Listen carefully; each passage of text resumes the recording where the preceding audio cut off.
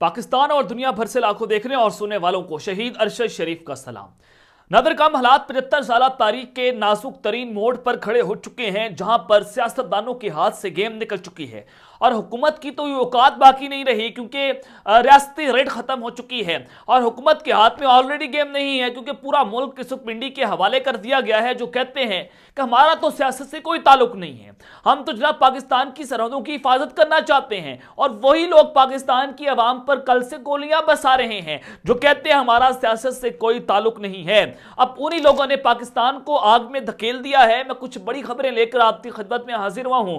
सबसे पहली खबर पर हमने जो बात करनी है कि इमरान खान की रिहाई के फौरी बाद उम्र कैद सजा का एक प्रोजेक्ट लॉन्च हो चुका है कि इमरान खान को उम्र कैद सजा सुनाई दी जाएगी और लड़ाई खत्म नहीं हो रही, बल्कि ये शोले बढ़ते चले जा रहे हैं। जलती पर तेल का काम किया गया है। होने क्या जा रहा है और इस्लामाबाद में इस वक्त क्या नकलो हरकत देखी गई है, इस हवाले से बड़ी इंपॉर्टेंट डिटेल्स हैं जो मैंने आपके साथ शेयर करनी है। साथ ही जो हमने दूसरी खबर पर बात करनी है कि मरियम औरंगजेब ने चीफ जस्टिस के घर को जलाने की धमकी दी और उसके फौरी बाद chief justice of Pakistan Umar Ata Bandial ने पूरी नून लीग की मंजी ठोक के रख दी है कि जरा आए मैं देखता हूं तुम सब लोगों को। और यह बड़ी अहम तरीन स्टेटमेंट है, बड़ा शदीद रद्द-ए-अमल उनकी जानिब से सामने आया है। उनकी स्टेटमेंट, उनका पोस्टमार्टम हम करेंगे कि हालात किस जानिब जाएंगे और किस तरह से शहबाज शरीफ ने पूरी एक साजिश के तहत चीफ जस्टिस के घर पर हमला करने के लिए किसको टास्क सौंपा है, उस पर बात करना इस वक्त बड़ा जरूरी है। और मुल्क में मार्शल लॉ या इमरजेंसी हंगामी और फैसला कुन इजलास तलब कर लिया गया है और इस पर क्या फैसला होने जा रहा है। रेड जोन की सूरत हाल पर बात करेंगे, लेकिन अगर आपने चैनल को सब्सक्राइब नहीं किया, चैनल को लाजमी सब्सक्राइब कर लें, बेल आइकन को दबा दें। आने वाली तमाम तरह अपडेट्स आपकी खिदमत में बर वक्त पेश होती रहें। नादिर आईएसपीआर का एक प्रेस रिलीज जो है वो कल जारी होता है, जिसमें इमरान खान की गिरफ्तारी को कानूनी करार दिया गया और वो कहते हैं कि इमरान खान साहब को कानूनी तौर पर गिरफ्तार करके ये 75 साल तारीख में कभी हमने नहीं देखा, वो दुश्मन को काम नहीं कर सका जो इमरान खान के लोगों ने हम पर हमला करके कर दिया। इमरान खान दहशतगर्द है, ये अपनी प्रेस रिलीज में जारी किया गया। और जनाब ऐसा लग रहा था कि जैसे ये आईएसपीआर जो है वो जनाब मरियम औरंगजेब के रूप में आकर ये बातें कर रहा हो। आपने देखा कि बादशाह के दौर से आईएसपीआर के विंग को किस तरह से इमरान खान के खिलाफ इस्तेमाल किया गया और अब तक इसको इस्तेमाल किया जाता रहा है और हो रहा है। और सियासी मैदानों में इमरान खान का मुकाबला करने के लिए ये इंफॉर्मेशन मिनिस्टर जो है वो सामने आता है, प्रेस रिलीज जारी करता है, इमरान खान को दहशतगर्द करार देता है। अब इनकी औकात क्या है ये सब कुछ करने वाली, किस बिहाव पर ये लोग सब कुछ कर रहे हैं, ये एक बहुत बड़ा जनाब सवालिया निशान है। लेकिन आज chief justice of Pakistan Umar Ata Bandial ने जो है वो आईएसपीआर की धज्जियां उड़ा के रखती। उन्होंने इमरान खान की गिरफ्तारी को गैर कानूनी करार देते हुए इमरान खान साहब को फौरी तौर पर रिहा करने का हुक्म दिया। और उस सारी सूरत हाल में अब इमरान खान साहब जो है पुलिस लाइन गेस्ट हाउस में आज रखा जाएगा। 10 से 12 लोग उनके साथ होंगे जिनके साथ वो मिलना चाहेंगे और उनकी अहलिया जो है वो भी इमरान खान साहब को मिलने आएंगी। ये खान साहब ने इत्तदा की कि उनको मिलने दिया जाए और उनके डॉक्टर फैसल सुल्तान जो हैं वो जब आज इमरान खान साहब को मिलेंगे और कल इस्लामाबाद हाई कोर्ट में खान साहब जो हैं पेश होंगे, अपनी जमानत के लिए इस्तदा करेंगे। और उसके बाद तो ये नजर आ रहा है कि अब तो इमरान खान साहब की इस्लामाबाद हाई कोर्ट से भी रिहाई हो जाएगी, क्योंकि अब प्रेशर बढ़ता चला जा रहा है और ताकतवरों ने घुटने टेक दिए हैं, ताकतवर जो है वो उन्होंने हथियार डाल दिए हैं।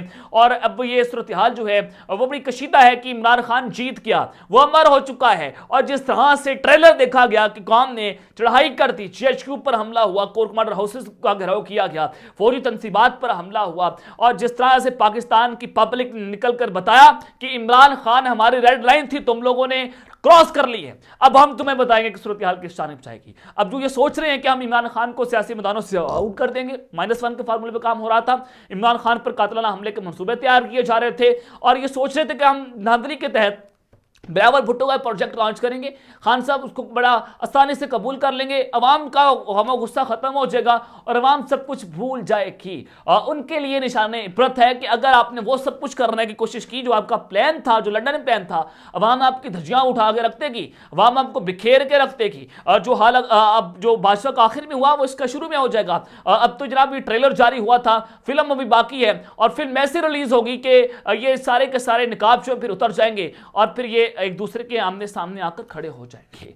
ये जनाब सूरत हाल है। लेकिन जनाब जो खबरें मैं आपको सामने देना चाहता हूँ कि इमरान खान साहब ने कहा कि जो बाहर कुछ हो रहा था वो उससे मेरा कोई ताल्लुक नहीं है। ये मुझे नहीं पता कि पाकिस्तान की पब्लिक जो है उनमें कितना गुस्सा और उनके हवाले से जो खबरें चल रही हैं उनको उस वाले से कोई अपडेट नहीं किया गया। और फिर आपने देखा कि इमरान खान साहब की फौरी तौर पर मुसर्रत जमशेद चीमा साहिबा जो हैं उनके साथ एक ऑडियो लीक जो है अब से कुछ देर पहले लीक की गई है और ये साबित करने की कोशिश की गई है कि इमरान खान साहब को अंदर सब कुछ पता था। इमरान खान साहब ने मुसर्रत जमशेद चीमा से फ़ोन पर रब्ता किया और पूछा कि हाँ मुसर्रत क्या सूरत हाल है। खान साहब जो है वो सूरत हाल के बारे में पूछ रहे थे। अब सवाल ये पैदा होता है कि इमरान खान का उस वक्त ये फ़ोन टेप कौन कर रहा था, कौन सा ऐसा इदारा है जो ये सब कुछ कर रहा है। और वही जनाब थीम है, वही बैकग्राउंड है, वही सारी सूरत हाल है और एक ही इदारा है जो ये सारा गंदा मकरू खेल खेलता है। इमरान खान साहब के सारे फ़ोन जो है वो टेप किए गए। मुसर्रत जमशेद चीमा साहिबा जो है उनका फ़ोन टेप किया गया। और फिर अगर आप ये देखें कि इमरान खान साहब को किसने फोन दिया, यह भी एक बहुत बड़ा सवाल है। और इमरान खान साहब किसके फोन से ये मुसर्रत जमशेद चीमा को कॉल कर रहे थे, यानी कि एस्टैब्लिशमेंट ने मुकम्मल ऐलान जंग किया हुआ है। खान साहब के खिलाफ खुलकर सामने आ रहे हैं। ISPR प्रेस रिलीज देता है, प्रेस कॉन्फ्रेंस करता है, फोन टेप हो रहे हैं, कस्टडी के अंदर रखकर जो कुछ हो रहा है वो सारा कुछ आपके सामने है। कल पूरा दिन मैंने फवाद चौधरी साहब के साथ सुप्रीम कोर्ट में गुजारा और मैं वो शख्स साहब जिसने फवाद चौधरी साहब को ये मनाने की कोशिश की, चौधरी साहब आप गिरफ्तारी दे दें, अब हमारे पास ऑप्शन मौजूद नहीं है। आशू साहब के साथ हमने गिरफ्तारी से पहले अहम तरीन इंटरव्यू भी किया जो आपने देखा। और फिर फवाद चौधरी साहब जो है वो हमारी बात मानते हुए पुलिस के हवाले अपने आपको कर रहे थे, लेकिन वो पुलिस नहीं थी, मुझे कुछ और लोग थे। और मैंने पूछा कि वो कौन लोग हैं, उन्होंने जनाब अपनी आइडेंटिटी बताने से इनकार कर दिया और इस्लामाबाद पुलिस के कोई एहलकार उनको लेकर नहीं गया था। तो ये एक बहुत बड़ा सवाल था।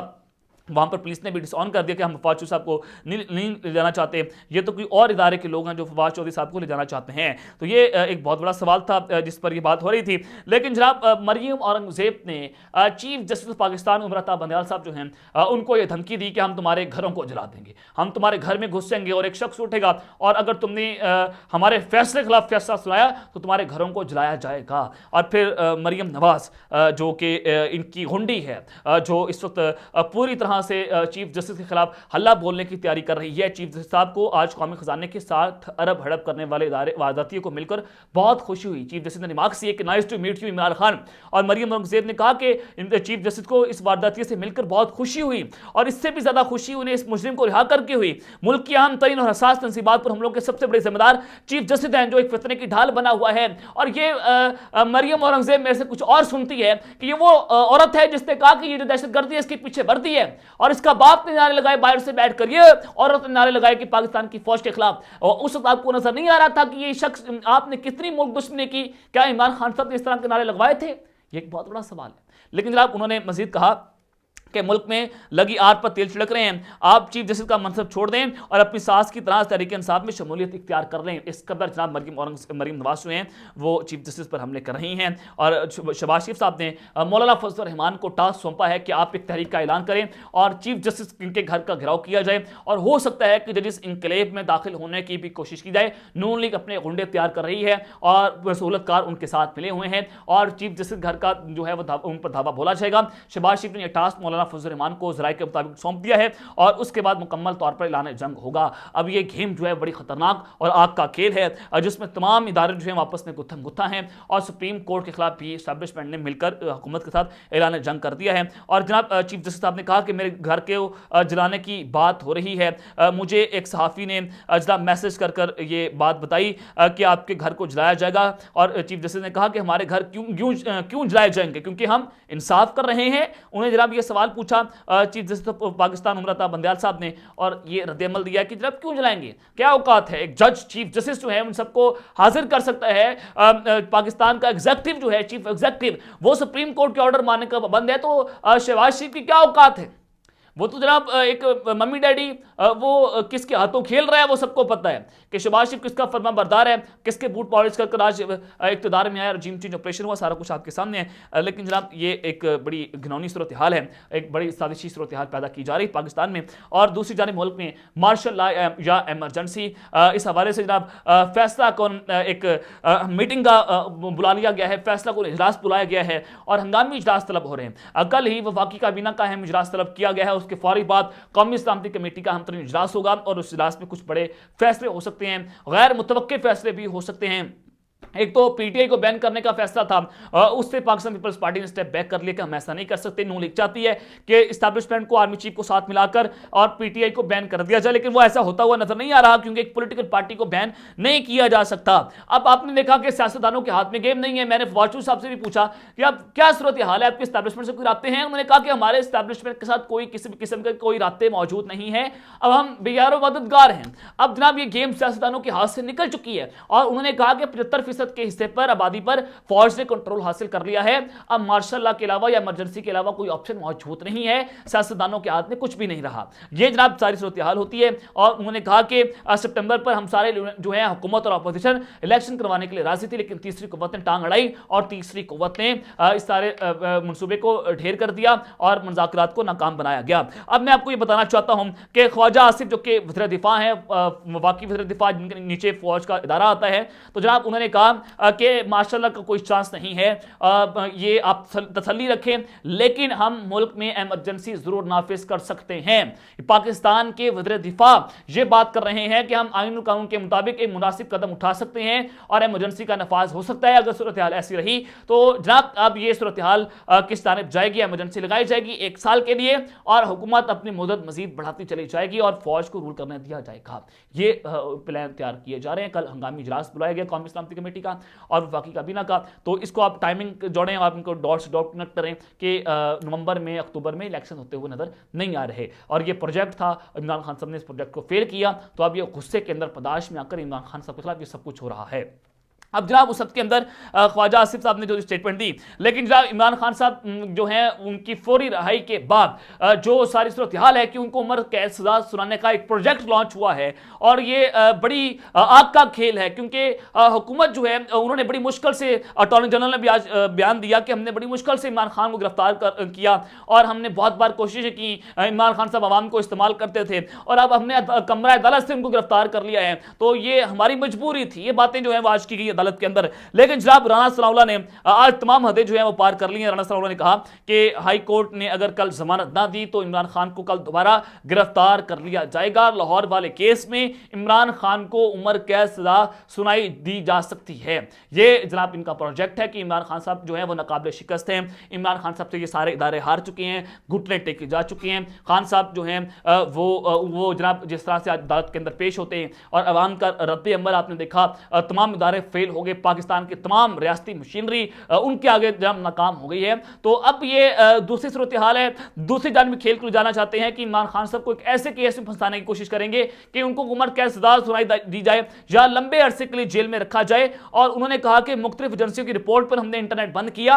अब क्या सूरत हाल थी, यानी कि मुख्तलिफ एजेंसियों की रिपोर्ट क्या हो सकती है? सारे डरे हुए थे कि अगर इंटरनेट बहाल रहा तो जनाब फिर हालात मजीद कशीदा हो जाएंगे और फिर हमारे हाथ से भी गेम निकल जाएगी। एजेंसी की रिपोर्ट के मुताबिक ये राना सनाउल्लाह बात कर रहे हैं और उन्होंने कहा कि सूरतकारी हो तो ऐसी हो और इमरान खान अभी तक निजाम का लाडला बना हुआ है। तो अब तक इतना ही, अपना ख्याल रखिएगा, ख्याल रखें। अल्लाह ने के बाद पाकिस्तान जिंदाबाद।